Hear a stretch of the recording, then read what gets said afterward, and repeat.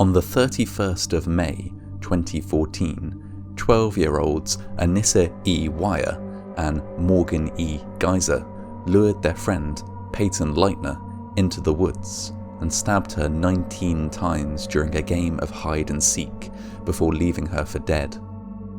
Leitner would survive the attack, and the murderous pair would soon be arrested. The reason they gave for their violent assault was a sinister and unbelievable one.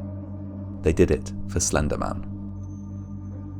Slender Man is a tall, thin character with a featureless white face.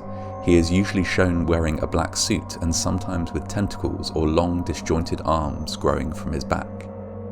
He is said to prey on children by stalking and traumatizing them. He is also entirely fictional. The idea for the character arose during a Photoshop contest on the Something Awful internet forums in June 2009. His creator, Eric Knudsen, was inspired by a range of horror tropes and created several images as part of the competition. Slender Man captured the imagination of board members, and others soon contributed images and stories featuring him, each of them building and developing the Slender Man mythos. His exact appearance and behaviours varied depending on who was telling his story, but it was, perhaps, this collaborative element that made Slender Man into such a popular monster. A web series, Marble Hornets, was the first to introduce the idea of proxies, ordinary humans who would become murderous under the influence of Slender Man. This idea quickly took hold, and soon it was common for Slender Man stories to feature human puppets doing violence while under his control.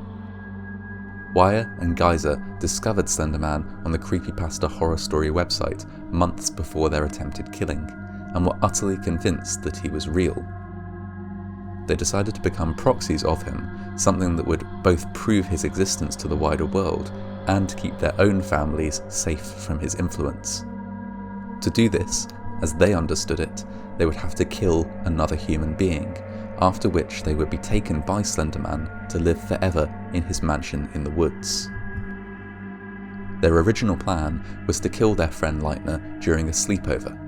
They agreed that they would tape up her mouth, pull the covers over her, and stab her through the blankets.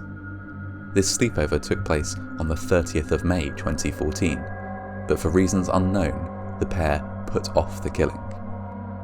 Instead, the attack took place the next day, while the three girls were playing hide and seek in a nearby forested area. The pair pinned Leitner down before Wire stabbed her repeatedly with a large kitchen knife, while Geyser offered encouragement. Having stabbed her 19 times in total, they left her for dead in the woods.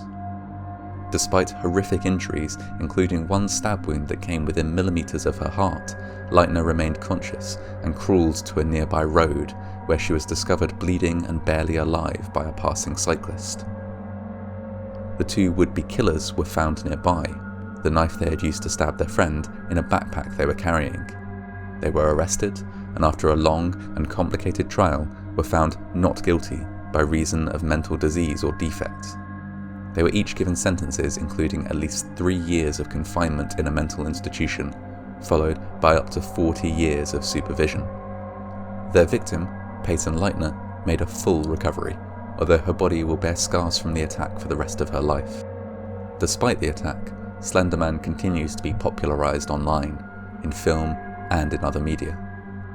The stabbing of Peyton Leitner is not the only attack attributed to his influence.